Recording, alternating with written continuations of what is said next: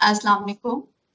We have been discussing about autism, signs and symptoms, red flags to note, as well as certain myths and misconceptions related to it. Alongside that, we also discussed about the differences between autism and ADHD.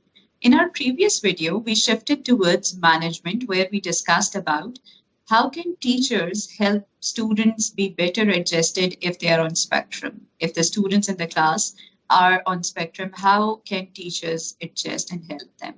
Now we'll be moving towards, for example, if you have a peer who is on spectrum or who has been diagnosed with autism, how can you help them?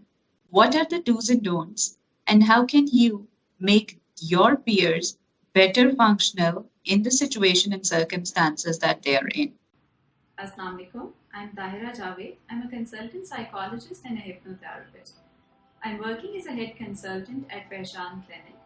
Pehchan aims to provide mental health awareness by providing online resources and by hosting various workshops, trainings, and support group events.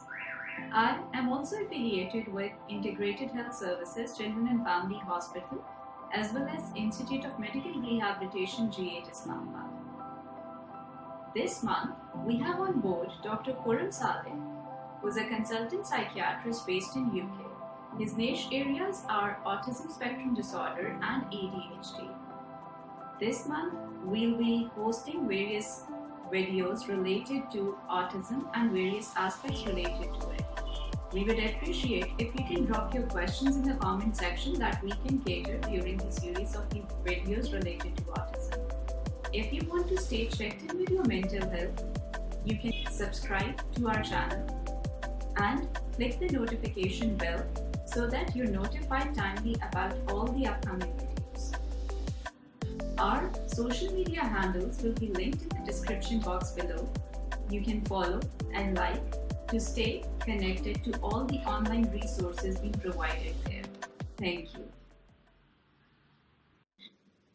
एक बहुत common बात जो आ रही होती है वो ये आती है कि ये लोग एम्पैथेटिक नहीं होते या सोशलाइज करना ही नहीं चाहते. ऐसा बिल्कुल भी नहीं होता. We have been discussing in the previous videos as well. ये दोस्ती भी करना चाहते हैं. ये लोग चाहते हैं कि आप लोगों के साथ मिलें, बातें करें, लेकिन इनको कई दफ़ा बात समझ नहीं आ रही होती. जब हम बहुत ही ज़्यादा एब्स्ट्रैक्ट बातें कर रहे होते हैं, बहुत ज़्यादा सेंसरी ओवरलोड होता है, हम साथ-साथ हँस रहे होते हैं, साथ-साथ बात कर रहे होते हैं या कोई और ऐसी डिस्ट्रैक्टिंग चीज़ आ जाती है, तो इन लोगों को समझ नहीं आता. तो ये उस चीज़ को आपके साथ एन्जॉय नहीं कर पाते. इसी तरह ये कई दफ़ा कन्वर्सेशन होल्ड नहीं कर सकते या इनिशिएट नहीं कर सकते. ये आपके टॉपिक्स ऑफ इंटरेस्ट को मैच नहीं कर पा रहे होते, जिसकी वजह से ये अकेले-अकेले रह रहे होते हैं. दे डू वांट, वो अकेले बैठे हुए भी आपके साथ खेलना चाहते हैं. कई दफ़ा आप नोट करेंगे कि स्पेक्ट्रम पे जो बच्चे होते हैं, वो ऑब्जर्व कर रहे होते हैं कि आप लोग क्या कर रहे हैं. और in that observation they do have that wish कि वो आपके साथ खेल सकें, लेकिन क्योंकि वो खेल नहीं पाते. अच्छा, जब वो खेल नहीं पाते तो होता क्या है, somehow or the other कुछ बच्चे जो हैं वो उनको इस तरह का रिमार्क दे देते हैं, इस तरह का कमेंट कर देते हैं या कुछ ऐसा एक्ट कर देते हैं जिसकी वजह से स्पेक्ट्रम पे जो बच्चे होते हैं बहुत हर्ट हो जाते हैं. अब वो अपना हर्ट भी आपको एक्सप्रेस नहीं कर पाते. वो आपको एग्जैक्टली बता ही नहीं सकते कि वो क्या फील कर रहे हैं, क्योंकि उनके इमोशनल एक्सप्रेशन वीक होते हैं. अब जब वो आपको ये भी नहीं बता पा रहे कि आपकी ये बात उन्हें बुरी लगी है, तो वो और ज़्यादा आइसोलेशन में चले जाते हैं और ज़्यादा अलूफ हो जाते हैं और अकेले बैठना पसंद करते हैं. अकेले अपनी एक्टिविटीज़ में प्रेफ़र करना शुरू हो जाते हैं. लेकिन देखिए, अगर हम सब अपने रोल्स को अंडरस्टैंड करेंगे, तो सबसे पहले तो हमें ये समझना है कि अगर कोई बच्चा किसी प्रॉब्लम में है, तो हमें उस प्रॉब्लम के बारे में अवेयरनेस लेनी चाहिए. देखिए, ये वीडियोज़ का मकसद क्या है कि आप लोग समझ सकें कि ऑटिज़्म क्या होता है. और अगर आपके इर्द-गिर्द किसी को भी आप ऐसा देखते हैं, तो फिर हमारे पे ये रिस्पॉन्सिबिलिटी आ जाती है कि हम उनकी हेल्प करें, रादर देन कि हम उनका मज़ाक उड़ाएँ या उनको एक्सक्लूड कर दें, उनको और अकेला कर दें. तो हमारी ये रिस्पॉन्सिबिलिटी है कि अगर कोई बीमार है या किसी को कोई प्रॉब्लम है. देखिए, ऑटिज़्म जो स्पेसिफिकली है ना, बीमारी का वर्ड मैंने जनरल वे में यूज़ किया कि जैसे अगर कोई बीमार हो जाता है तो हम उसका ख़्याल रखते हैं ना. बुखार होता है, गला खराब होता है तो हम अपने दोस्तों का ख़्याल रखते हैं. इसी तरह अगर किसी भी किस्म का प्रॉब्लम हो, तो हमें अपने पीयर्स का ख्याल रखना होता है। अच्छा, जब हम ऑटिज्म की बात करते हैं तो autism itself is not a disease. वो बच्चे हमसे थोड़े से डिफरेंट होते हैं, उनके डिफरेंट स्किल सेट होते हैं, उनका एक्सप्रेशन डिफरेंट होता है, लेकिन वो बीमार नहीं होते। अगर वो डिफरेंट हैं तो हमें उन्हें डिफरेंटली एक्सेप्ट करना है, क्योंकि हम भी तो उनके लिए डिफरेंट हैं। तो इट इज इम्पोर्टेंट कि हम उनको समझें। अच्छा, समझने के लिए हम मल्टीपल प्लेटफॉर्म्स यूज कर सकते हैं। देखिए, हम गूगल पे इतना कुछ सर्च करते हैं, इतनी वीडियोस देखते हैं, इतना सब देखते हैं, तो थोड़ा सा हम ऑटिज्म को भी सर्च कर सकते हैं, उसके बारे में थोड़ी सी इंफॉर्मेशन ले सकते हैं, ताकि हमें अंडरस्टैंडिंग आ जाए कि ये क्या होता है, और हम अपने पीयर्स को उसके अकॉर्डिंगली हेल्प आउट कर सकें। अच्छा, जब आपने अवेयरनेस ले ली, अब आपने क्या करना है? The first responsibility again is including them. आपने उन्हें अकेला नहीं करना, उन्हें अपने साथ साथ रखना है। Be that responsible friend, be that person जो इन बच्चों को हेल्प आउट करेगा।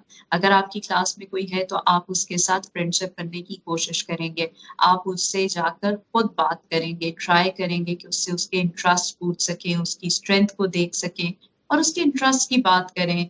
तो वो आपसे आहिस्ता आहिस्ता आहिस्ता कंफर्टेबल हो जाएगा, और आपको ये पता चलेगा कि वो कितने स्वीट होते हैं, कितने काम होते हैं। जब वो किसी के साथ कंफर्टेबल हो जाते हैं तो किस तरह ओपन अप होते हैं, और वो आपके लिए भी बहुत केयरिंग होंगे, आपके लिए भी बहुत इमोशनल होंगे।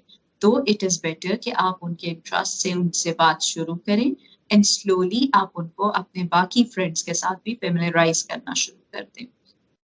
इसी तरह वो बहुत ज़्यादा इंटरेस्टेड होते हैं कि वो ग्रुप एक्टिविटीज़ में पार्टिसिपेट करें। उसके लिए क्या है कि आप उनको क्लियरली ग्रुप रूल्स बताएँ, सोशल नॉर्म्स बताएँ। अगर आप कोई गेम खेल रहे हैं, तो उसके रूल्स उनको बहुत क्लियरली एक्सप्लेन करें। 1 दफ़ा करें, 2 दफ़ा करें, शॉर्ट सेंटेंसेस में करें, बहुत क्लियर उनको बताएँ, क्योंकि उन्हें बहुत क्लियर बातें समझ आती हैं। जब आप घुमा-फिरा के बात करते, तो उनको क्लियरली पता नहीं लगता। आप उनको बिल्कुल ए, बी, सी, डी इस तरह करके बताते जाएँ, तो वो गेम के रूल्स भी समझेंगे। अच्छा, ड्यूरिंग द गेम अगर आपको लगे कि वो रूल्स को फ़ॉलो नहीं कर रहे, तो आप उन्हें रिमाइंडर दे सकते हैं। यू रिमेंबर हमने रूल्स डिस्कस किए थे, so you need to follow the rules. So by the rule this is what we need to do. तो उन्हें याद आ जाएगा और वो कर लेंगे, बजाए इसके कि हम एकदम से लड़ाई करें, नहीं, नहीं, नहीं तुम गलत कर रहे हो, तुम ये कर रहे हो। उनको हेल्प आउट करने के लिए उनको रिमाइंड करवाएँ, राइट? पहले आपने उनको क्लियरली इंस्ट्रक्शंस दिए, रूल्स को समझाया, फिर आपने उनको टर्न बाय टर्न, आहिस्ता, आहिस्ता, आहिस्ता हेल्प किया, उन्हें एक्सप्लेन किया।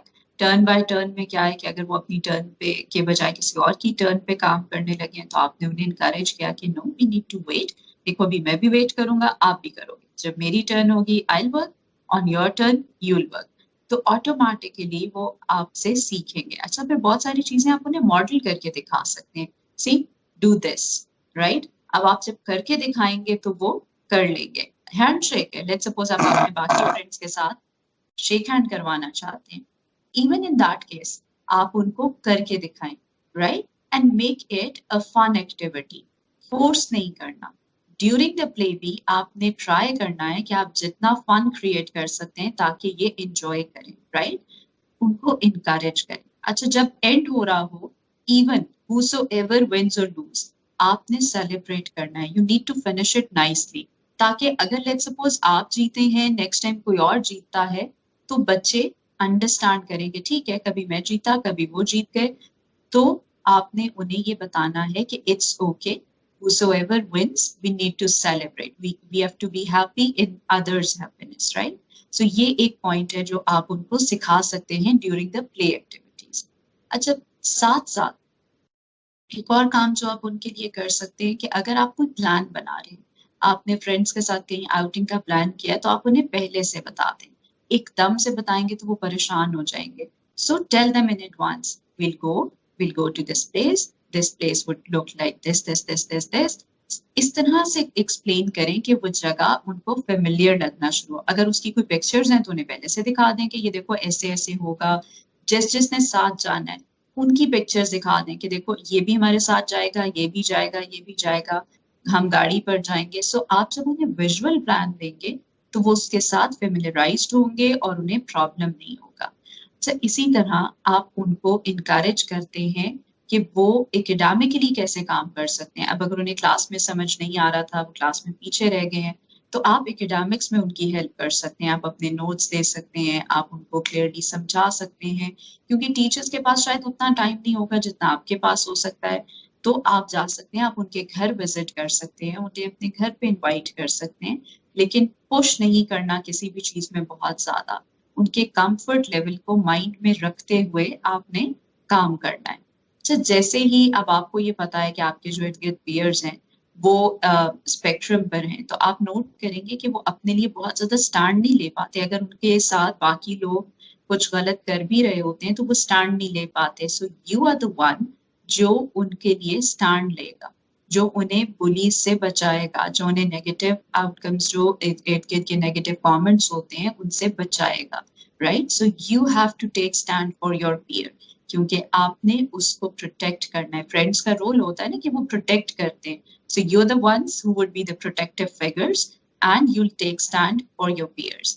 इसके अलावा कोई ऐसी स्पेसिफिक सिचुएशन हो जो आप लोगों से हैंडल ना हो, आपको क्लियर ना हो कि आप अपने पीयर्स को कैसे हेल्प आउट करेंगे, so you're always more than welcome to come and discuss it with us. We would guide you in specific कि आपको क्या करना चाहिए, क्योंकि एज आई सेड ये सब बच्चे एक दूसरे से बहुत डिफरेंट होते हैं। सो अगर आपका friend who is on spectrum is different and you think कि इनमें से चीजें उसे help out नहीं करेंगी, rather you need certain specific tips, you can always contact and we try to give you specific strategies. Thank you.